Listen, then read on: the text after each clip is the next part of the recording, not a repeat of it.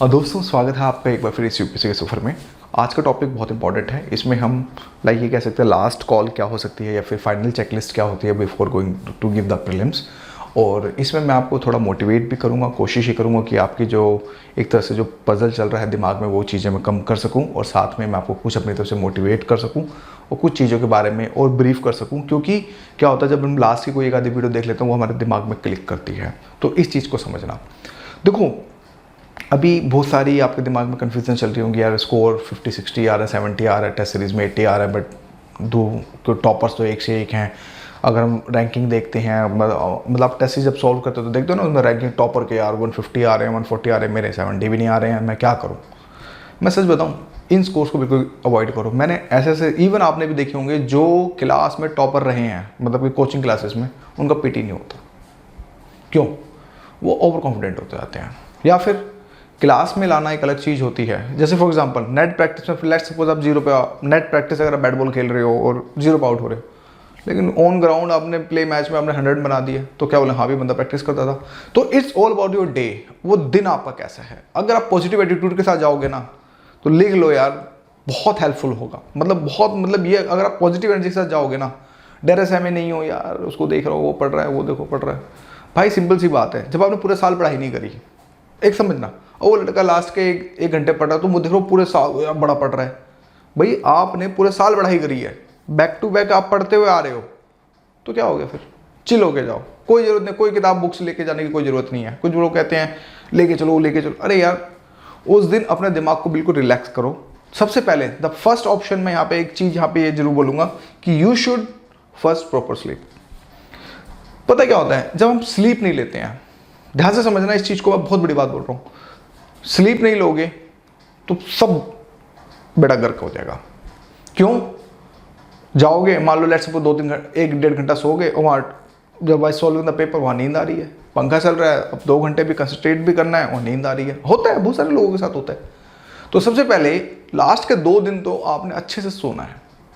सुनने में अटपटा लग रहा होगा, मानता हूँ नींद नहीं आती है, बट कोशिश करो। इसके लिए द बेस्ट ऑप्शन ये है, जो बच्चे नहीं सो पा रहे हैं या फिर जिनको नींद नहीं आती है, भैया वॉकिंग करो। वॉकिंग का मतलब ये है 6-7 किलोमीटर चल के आओ, जाओ चलो आओ। अपने आप जब पैर थकेंगे, रात को हैवी खाना खाओ तो नींद पक्का आएगी। जो बंदे जिम जा रहे हैं अवॉइड करो, कोई दिक्कत नहीं है, जिम मजबूर करो तो इतना करो कि अपना को थका लो। जब थकाओगे तो नींद अपने आप आएगी। फॉर गर्ल्स के लिए बोलूँगा, अगर वॉक नहीं कर पा रही है तो हैवी डोज लो। खाने में जहाँ 3 रोटी खा रहे हो 5 रोटी खाओ। सुनने में अटपटा लगेगा यार ये क्या बोल रहे हैं, 2 दिन की बात है ना, 2 दिन के बाद बैक टू द नॉर्मल हो जाना। क्यों? नींद आनी बहुत जरूरी है। जब तक नींद नहीं आएगी जब तक सारी कहानी गड़बड़ हो जाएगी। और 2 दिन, मैं सच बताऊं, लास्ट के 2 दिन ज़्यादा स्ट्रेस लेने की कोई ज़रूरत नहीं है। जस्ट चेकलिस्ट बनाओ अपनी छोटी सी कि ठीक है यार रामसर साइट्स कर लो, यूनेस्को कर लो, यूनेस्को की साइट्स कर लो, रामसर साइट्स कर लो, क्रिटिकल एंड डायर स्पीसीज कर लो, ठीक है। रिवर सिस्टम को एक बार अच्छे से देख लो, रिपोर्ट्स को देख लो, ठीक है। कुछ फैक्चुअल जो आपने कुछ छोटे मोटे नोट्स बना रखे हैं उनको देख लो, इनफ। इससे ज़्यादा और कुछ नहीं। अगर इससे ज़्यादा करोगे तो यू फील प्रेशर मतलब ये मैं पूरा सिलेबस को 2 दिन में कंप्लीट करूँ, गलत सोच रहे हो। जस्ट जो आपको लगता है जहाँ से क्वेश्चन कोर जोन है, आपका कोर जोन से आपको जो भी अब जितना आप मैक्सिमम रिवाइज कर पाते हो उतना कर लो, सफिशिएंट है। इससे ज़्यादा और कुछ नहीं। सेकंड, यानी कि सोना बहुत जरूरी है।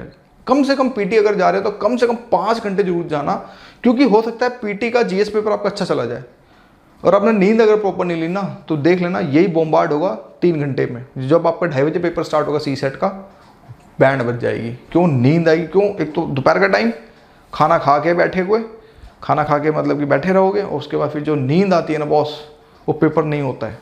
बहुत सारे एग्जांपल्स हैं, देखो आप सुनना। जब आपके आस पड़ोस में जाएंगे, जब आप वहाँ एग्जाम देने जाओगे तो खुद यार मुझे नींद आ रही थी, मैं क्या करूँ, मैं तेरे क्वेश्चन सॉल्व कर पाया, नींद ही बहुत ज़्यादा आ रही थी। तो वो जो आपका जो डे है, जो विन वाला डे है, उसको सीरियसली लेना है। यानी कि हमें पहले से ही खाना टाइट खाओ, नींद रात को अच्छे से लो, पूरी लो, कोई दिक्कत नहीं। 8-12 घंटे भी सो रहे हो तो भी कोई दिक्कत नहीं है। स्ट्रेस को आपने जो है बेसिकली अगर कम करना है। Wear comfortable clothes while giving the exam. Final day के दिन कुछ मतलब देखते थे, मतलब हम भी जब हमारे टाइम पे जब था, जब 2014 की बात है, हम देखते थे लोग जीन्स, टाइट फिटिंग जीन्स और गॉगल्स, टी शर्ट्स, ये वो फलाना ढीगना दुनिया भर, मतलब बोलता है कि बंदा है मॉडलिंग करने आया है और यहाँ पे ये मतलब एग्जाम देने आया है। मैं क्या करता था ऐसी 200 रुपये की टी शर्ट पहन ली, नीचे लोवर डाल लिया बस, और चप्पल डाल ली। चप्पल in the sense slippers, Sparx की या फिर जो भी है, बस इनफ। और कुछ नहीं। क्यों? क्योंकि आपने वहाँ बैठना है 2 घंटे। फॉर एग्जाम्पल खुदा ना खासा तुम्हारा गवर्नमेंट स्कूल में पढ़ गया, फट्टे होंगे, पता नहीं पंखा चले ना चले, भगवान मालिक है उसका, तो उस कंडीशन में अपने आप को अभी से, अगर टाइट फिटिंग रहेगी तो या 2 घंटा सिटिंग भी, तो आपको एक ऑन द स्पॉट आपको स्टेट में सिटिंग करनी 2 घंटे, तो उस कंडीशन में आप क्या करोगे फिर, आप खुद सोचिए। तो ऐसी कंडीशन में वियर कंफर्टेबल क्लॉथ्स। कंफर्टेबल, अब मैं ये नहीं कह रहा लोअर पहन के जाओ, नॉर्मल पैंट पहन लो एक दिन। कौन सा मॉडलिंग करनी है आप लोगों ने भाई, पे एग्जाम देना, एग्जाम की टेंशन अलग रहेगी, यहाँ पे मॉडलिंग करने आए हम लोग। तो ये चीज़ आपको जो बेसिकली आपको हिदायत में दे रहा हूँ कि wear the comfortable clothes, cotton की पैंट पहन लो, अवॉइड जीन्स। जीन्स को जितना ज़्यादा हो सके उतना ज़्यादा अवॉइड करो, बाकी नहीं मानो दैट्स योर विश। अगर आपको लगता है कि आप जीन्स में कंफर्टेबल होता है एज यूजुअल, कोई दिक्कत नहीं। फॉर बॉयज़ ये बता दिया, हो गया। गर्ल्स के लिए for the cotton clothes suits हो गए, ठीक है, सूट्स पे ज़्यादा फोकस करो, या फिर और आप टॉप और जीन्स पहनना चाहते हैं तो एज यूजुअल जैसा आपको सही लगे आप वैसा करें। मैं और but it should be comfortable होना चाहिए, ये आप 2 घंटा बैठ सको उस चीज़ को लेके। फिर वाटर बॉटल होनी चाहिए, सिंपल वॉच, ये नहीं कि आप एप्पल की वॉच पर उठा के रखवा देंगे वहीं। और देखो यूपीएससी नीचे एडमिट कार्ड के नीचे मेंशन कर देता है कि इस प्रोवाइडेड है ये सारी चीज़ें। अगर आप लेके जा रहे हो वहाँ पे लॉकर फैसिलिटी नहीं मिली, अब यूपीएससी पे उंगली नहीं उठा सकते हो।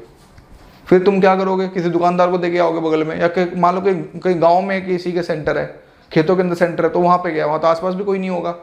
तो ऐसी सिचुएशन में महंगे गैजेट्स को ले जाना मुझे नहीं लगता कि, इवन मोबाइल फ़ोन्स को भी ले जाना मुझे नहीं लगता कि यूज़फुल है। क्योंकि अगर आपके साथ कोई साथ में चल रहा है तो well and good, it's okay, फिर आप कुछ भी कैरी करो, दैट्स ओके। लेकिन अगर आप अकेले जा रहे हैं तो इवन मैं आई विल टेल यू कि अवॉइड मोबाइल फ़ोन्स, क्योंकि उस समय चोरियाँ भी बहुत होती हैं, बैग्स इधर उधर हो जाते हैं यार। फर्स्ट कॉल में नहीं होगा, जब आप सीसेट पेपर दे के निकलोगे जब पता नहीं चलती चीज़ें कहाँ गई, किधर गई, किस तरह से गई, क्योंकि ये चीज़ें होती हैं कहीं ना कहीं। तो इसलिए महंगे गैजेट्स को बिल्कुल अवॉइड करो।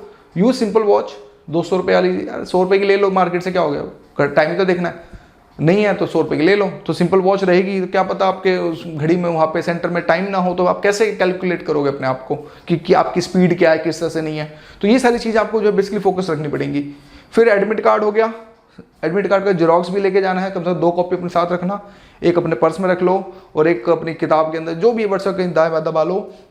आधार कार्ड ओरिजिनल विद, अगर हम बात करें विद फोटो साथ में लेके जानी है, फिर जिसका आधार कार्ड नहीं कोई भी गवर्नमेंट आईडी, और साथ में विद फोटो जरूर लेके जानी है, और साथ में 2 पेन पेंसिल अगर हो सके, और साथ में डिफरेंट टाइप को पेन। ये ऑप्शनल है, ये मैंडेटरी नहीं है। ये तो रहा अभी तक का एंट्री से पहले का टाइम। एंट्री के बाद एग्जाम हॉल का टाइम, जब आपके पास पेपर मिल चुका है और ये सारी चीज़ें जो बेसिकली हो रही हैं। देखो मैंने यहाँ लिखा है read questions carefully while hitting the shot. जो पहला राउंड होगा आपको बहुत क्रूशियल होगा। आपको 1 घंटे के अंदर कम से कम नहीं तो कम से कम 40 क्वेश्चन के आसपास आपको एक टारगेट सेट करके जरूर चलना पड़ेगा। आपको 40 क्वेश्चन, आपको वो क्वेश्चन हिट करने हैं जो आपको 100% आते हैं। अगर जिससे 40 क्वेश्चन भी नहीं हिट हो पा रहे तो एटलीस्ट 35 जरूर करके चलना। 35 तक अगर आपके हो रहे हैं ना, ध्यान से देखो, अब इसमें 2 से 3 ऊपर 32 भी हो जाए दैट्स फाइन। 32 to 35 और 40 अगर आपके हिट हो रहे हैं तो लिख लेना, आपका पीटी नहीं रुकने वाला। फिर क्यों, आपके अगर फर्स्ट राउंड में अगर आपके 1 घंटे के अंदर अगर 30 to 35 या फिर मतलब जो आप मतलब क्वेश्चन अगर आपके मतलब मैक्सिमम 50 मिनट्स के अंदर मान लो अगर आपके क्वेश्चन इतना हिट हो गए, फिर आपने कैलकुलेट करना है, आंसर्स को गिनो, क्वेश्चंस को गिन लो फटाफट, with it will take just only 30 seconds. अच्छा ठीक है, मेरे इतने मान लो फॉर एग्जांपल 35 क्वेश्चन मेरे ठीक हो गए हैं फर्स्ट राउंड में। अब आपके पास एक दिमाग में एक आइडिया सेट हो जाएगा। आइडिया ये सेट हो जाएगा, अगर पेपर टफ आया तो सेम एज जैसे कि 2020 के जैसे पेपर आया तो समझ जाना यार कट ऑफ यही जाएगी 95 96, इससे ज़्यादा या फिर 92 तो वैसे फिलहाल गई है, 92.35 जो भी है। लेकिन आपके दिमाग में ये सेट हो जाएगा कि यार मुझे 50 क्वेश्चन अगर मेरा सही हो जाए मेरा बेड़ा पार हो जाएगा। एवरेज आया तो ये समझ लेना यार 100+ जा सकती है। अगर बिल्कुल ईजी आ गया तो ये समझ लेना 110 115 भी जा सकती है। तो उसके हिसाब से आपको एक आइडिया सेट हो जाएगा कि हाँ मुझे इतने क्वेश्चन सॉल्व करने हैं। अगर फॉर एग्जाम्पल 35 क्वेश्चन सॉल्व हो गए यार एटलीस्ट 60 हो जाए तो फायदा हो जाएगा। तो आपको कैलकुलेशन एक कैलकुलेटिव रिस्क का आपको एक टाइम मिल जाएगा कि आपको कितने क्वेश्चन प्ले करने हैं कितने नहीं करने हैं। अब यहाँ पे डिपेंड करता है, कुछ बंदे 100 क्वेश्चन प्ले करके आते हैं, कुछ 90 करके आते हैं, कुछ 95 करके आते हैं, कुछ 80 करके आते हैं, कुछ 70 करके आते हैं, कुछ 60 भी करके आते हैं जिनकी एक्यूरेसी बहुत अच्छी। बट मैं 60 के लिए कभी नहीं बोलूँगा, at least you should try 80 to 85 के बीच में। अगर पेपर ज़्यादा टफ है तो 80, एवरेज है तो 85, बिल्कुल सिंपल है तो 90 भी हिट करो, कोई दिक्कत नहीं है। ये आपको एग्जाम हॉल के टाइम ही पता चलेगा। फिर क्वेश्चंस को बहुत ज़्यादा केयरफुली पढ़ना है। केयरफुली का मतलब ये होता है कि एक होता है वन गो में पढ़ना, पढ़ लिया, हाँ चलिए भाई, क्वेश्चन के अंदर ही चीज़ें छुपी रहती हैं। यूपीएससी क्या करता है, ट्रिक करता है, क्वेश्चंस के साथ ट्रिक खेलता है। तो आपको ट्रिक्स पहचाननी है कि वो क्या है, मैनिपुलेट क्वेश्चन कहाँ कर सकता है। तो एक एक सेंटेंस को पेंसिल के साथ या पेन के साथ रख रख के पढ़ो। कोई नहीं, इसमें अगर आपको ज़्यादा टाइम लग रहा है कोई बात नहीं, अगर आपको समझ आ गया ना क्वेश्चन तो आपको हिट ऑन द स्पॉट हो जाएगा। And go with always elimination round. चाहे आपको पता है कि आपका पहला आंसर सही है, बट फिर भी तीनों ऑप्शन पढ़ो। क्यों? For the 100% surety, for the 100% short कि मेरा 100% श्योर है या नहीं है। कभी कभी देखा है कि बंदे एक्साइटेड होकर टिक मार देते हैं, हो गया, नहीं, ऐसा नहीं कभी भी। और फर्स्ट राउंड के बाद हमेशा ओमर शीट भर दो। क्यों? जब फर्स्ट राउंड हो गया, आपको पता चल गया मेरे 100% क्वेश्चन सही है, उसको फटाफट भर दो। क्यों? उसके बाद फिर टाइम का पता नहीं मिले ना मिले। तो ऐसी कंडीशन में आपको ये सारी चीज़ें आपको ध्यान में रखनी पड़ेंगी। फिर है don't excited if you are going to see some known questions. अब कभी कभी क्या होता है कि पेपर आया, आपको पता चला स्टार्टिंग के 6 क्वेश्चन जो पेज पे आएंगे वो आपको पता, अरे यार ये तो सब आते हैं। अब एक्साइटेड हो गए, मतलब भोकाल ही मच गया, ओ भाई तगड़ी प्रिपरेशन होगी मेरी तो, खतरनाक, अब मजा आ गया टेस्ट सॉल्व करके, ये वो। एक्साइटेड नहीं होना है। क्या पता तुम्हें स्टार्टिंग के 6 क्वेश्चन आते हैं, बाकी में तुम्हारी बैंड बच जाए। और वाइस वर्सा, फॉर एग्जाम्पल शुरू के 6 क्वेश्चन आते ही नहीं। मैं उस कंडीशन में बात करूँ, फॉर एग्जाम्पल तुम्हें पता चला कि शुरू के 6 क्वेश्चन, ओ शिट, कुछ श्योर नहीं हूँ, कोई 100% मतलब दिख रहा है पड़ा हुआ है लेकिन श्योर नहीं हूँ क्या हो सकता है। पीछे पलटा, ओ शिट, उस सिचुएशन में द बेस्ट ऑप्शन ये है, पेपर को बंद कर दो। पेपर को बंद कर दो, 2 मिनट की सांस लो भारी, पानी पियो, हेड डाउन कर लो 2 मिनट, कोई इशू नहीं है, कोई नहीं रोकेगा आपको 2 घंटा वहाँ पे। क्या कर रहे हो क्या नहीं कर रहे, बस शोर शराबा नहीं करना है, बाकी आप कुछ भी कर सकते हो, कोई नहीं रोकेगा आपको वहाँ पे। तो उस कंडीशन में अपने मन में रखो, बिलीव इन योर सेल्फ कि मुझे मुझे क्रैक करना है, I have to do it, I have to do it, I have to. दोबारा से करो, पीछे से स्टार्ट करो। पीछे से नहीं समझ आ रहा, कोई दिक्कत नहीं, फिर अपने वो जोन को हिट करो जो जिस पे तुम 100% श्योर हो। Like go with the polity, क्योंकि पॉलिटी के मैक्सिमम क्वेश्चन बच्चों से हो जाते हैं, ढूंढ के सॉल्व करो पॉलिटी के। अगर 10-12 क्वेश्चन स्टार्टिंग के ठीक हो गए ना, तो आपको एक पॉजिटिव एनर्जी फील होगी। तो ये चीज़ आपको बेसिकली जो है सबसे ज़्यादा ध्यान में रखनी है। और जिनको अगर आता जा रहा है तो कोई नहीं, वो तो आप वैसे करते जाओ। मैं उनकी बात कर रहा हूँ जिनके लिए गड़बड़ है, ठीक है। फिर नेक्स्ट अगर हम बात करें, डोंट बिलीव ऑन तुक्कास। यार अभी आपको ना यूट्यूब पे बहुत ऑथेंटिक तुक्के वाले भी वीडियो मिल जाएंगे भाई, वो सब भूकाल है और कुछ नहीं है, ठीक है। तुक्के से अगर एग्जाम पास होता है तो फिर पढ़ने की जरूरत ही नहीं होती। मेरा एक सिंपल सा लॉजिक है, तुक्का कहीं कहीं काम करता है। देखो मैं ये नहीं कह रहा, yes if you are going to do hard work तो yes there is some smart work as well as, लेकिन अब तुम सोचो पूरा पेपर तुक्के में मार के आए तो भाई 0.66 आपके मार्क्स कट भी तो जाएंगे ना। तो उस कंडीशन में यहाँ पे मैं ये बोलूंगा, जहां आपको लग रहा है गैस फीलिंग है यार ये 100% है, आपको लग रहा है एक आधे क्वेश्चन में, प्ले विद दैट, कोई दिक्कत नहीं। मन की बात भी रखनी चाहिए, कभी कभी मन भी रखना चाहिए। लेकिन अगर तुम्हें लग रहा है तुम्हारा यार ऑटोमेटिक पेपर अच्छा जा रहा है तो क्यों तुक्के मार रहे हो, फिर वहीं रोक लो ना अपने आप को। यूपीएससी में 99% लोगों का उन्हीं का एग्जाम नहीं होता है, क्योंकि वो due to the over attempt करके आ जाते हैं, नेगेटिव मार्किंग में से बच्चे बाहर हो जाते हैं। इस चीज को आपने याद रखना है। तो तुक्के भी बहुत सोच समझ के लगाने, सब में तुक्के नहीं, एक आधा है ठीक है, इट्स ओके, दैट्स फाइन। अगर और हाँ एक चीज हो, अगर तुम्हें लगा तुम्हारा पेपर बिल्कुल ब्लंडर हो गया है, मान लो 30 क्वेश्चन हो रहे हैं बस, इससे ज्यादा ही नहीं रहे, फिर उस कंडीशन में अब तुम हार रहे हो, 30 क्वेश्चन तो है ही, फिर अपने मन की सुनो, फिर जैसा करना है वैसा करो। तुक्के मारना तुक्के मारो, गोले मारना गोले मारो, फाड़ दो, जो करना जो कुछ भी कर दो। फिर वहां पे अगर तुम्हें लग रहा है कि तुम फेल हो रहे हो, अगर तुम्हें लग रहा है कि तुम फेल हो गए, हाँ मुझे लग रहा है मैं फेल हो गया, तो उस कंडीशन में फिर अपने मन की सुनो, फिर कोई लॉजिक नहीं सुनना, फिर भैया ज़्यादा अटेम्प्ट करो। अगर तुम्हें लग रहा है कि तुम बिल्कुल फेल हो रहे हो, मतलब तुम्हें लग रहा है कि 30-35 क्वेश्चन से ज़्यादा नहीं बन रहे, तो बेटर है गो विद 100 क्वेश्चन। क्यों?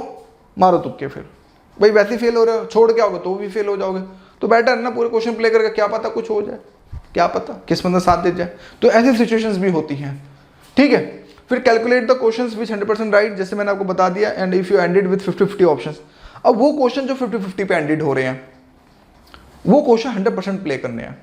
क्यों? 2 बातें, या तो आउट होगा या इन होगा, या तो मार्क्स मिलेंगे या मार्क्स कटेंगे। 50-50 में देर इज 50% प्रोबेबिलिटी कि आपका क्वेश्चन सही है। लेकिन जहां पे 1/3 में आ रहा है कि आपको पता है कि यार एक क्वेश्चन एलिमिनेट हो रहा है, लेकिन मतलब एक ऑप्शन एलिमिनेट हो रहा है, 3 का नहीं पता मुझे, तो उस कंडीशन में कैलकुलेटिव रिस्क लेने होते हैं। जैसे अगर आपको लग रहा है 50-50 वाले सारे क्वेश्चन सॉल्व कर लिए, मान लो आपके 30 क्वेश्चन 35 क्वेश्चन यहाँ सॉल्व हो गए, और मान लो 30 क्वेश्चन आपको 50-50 वाले मिल गए, जिसमें आपको लगा कि यार मेरे 15-16 क्वेश्चन तो सही होंगे, अगर आप रेशो देख लो तो आपको तो हो गया यहीं, तो फिर क्यों रिस्क ले रहे हो? तो उस कंडीशन में आपको बिल्कुल कैलकुलेटेड रिस्क लेके चल। अगर आपको लग रहा है कि यार मेरा 50-50 के बाद भी नहीं हो पाएगा, तो यस यू शुड प्ले, जिसमें एक क्वेश्चन नहीं भी पता तो भी उसमें 33% चांसेस हैं कि आपके मतलब हो सकता है। तो ये सारी चीज़ें आपको बिल्कुल ध्यान में। और दूसरा, वहाँ पे आपको बहुत सारी डीएमसी गाड़ियाँ दिखेंगी, बहुत सारे लाल बत्ती लगे, बहुत सारे हाई फाई रिच फैमिली के बंदे आपको दिखेंगे। घबराना नहीं है यार, वैसे भी यूपी बिहार के लड़के कहाँ घबराते हैं। तो उस कंडीशन के अंदर मैं एक ही चीज़ बोलूँगा, बिलीव इन योर सेल्फ। बहुत आते हैं, बहुत आते, पर बाद में अपना मत्था मारते हैं। क्योंकि अगर आपने तैयारी करी है दिल से, अगर आपने तैयारी बिल्कुल दिल से तैयारी करी है, पूरे आप मतलब 6 महीने 1 साल पूरे कंसिस्टेंसी के साथ तैयारी करते हुए आ रहे हैं, तो किसी से कोई घबराने की जरूरत नहीं। उनके हाव भाव के चक्कर में मत पड़ो। जब तुम्हारा सिलेक्शन होगा ना, तो खुदा भी नहीं रोक पाएगा। ये बात हो गई पीटी की। आफ्टर द मतलब आपको फिर 3 घंटे का ब्रेक दिया जाता है, उसमें चिल आउट करो। अब कुछ बच्चे होते हैं बुक्स पढ़ते हैं, सो कुछ पेपर सॉल्व कर रहा होता है, कोई फॉर्मूले देख रहा होता है, कोई फायदा नहीं है। Take rest, proper take rest, have your food, अच्छे से खाना खाओ, बातें करो, गपशप करो। उस पेपर को खोल के नहीं देखना है, जीएस के पेपर को। क्यों? जिस पेपर को खोल के देख लिया तो आपको समझ आ जाएगा कि आपका हो रहा है नहीं हो रहा है, उसमें फिर टेंशन अलग हो जाती है। बेटर है उसको बैग में रखो और जस्ट चिल आउट करो और जीएस पेपर 2 दे के आओ अच्छे से, क्योंकि सी सेट दे के आओगे जब भी चीज़ें होंगी। फिर घर जाके फिर आपको जैसा भी कोचिंग वोचिंग करना है आप उस तरह से करोगे तो चीज़ें ठीक हो जाएंगी। तो ये था मेरी तरफ से एक आउटकम, एक टेक अवे पॉजिटिव। क्योंकि देखो दोस्तों, क्या होता है, हाव भाव के चक्कर में नहीं पड़ना, आपने अपने पर विश्वास रखो। अगर आपने तैयारी अच्छे से करी है, स्कोर नहीं उठ रहा है टेस्ट सीरीज में, इट्स ओके, लेकिन अब वहाँ पे आपको टेक्निक पे, आपको क्वेश्चंस को बहुत ध्यान से अगर आप सॉल्व करके चलेंगे एलिमिनेशन मेथड्स के साथ, तो आपको चीज़ें बहुत अच्छे से मिलेंगी। बाकी मेरे से बस यही था कि बेस्ट ऑफ लक, ठीक है। बाकी मिलेंगे फिर आफ्टर लाइक पीटी के बाद, फिर कुछ और अच्छे से करेंगे। आज की वीडियो के लिए नहीं, थैंक यू।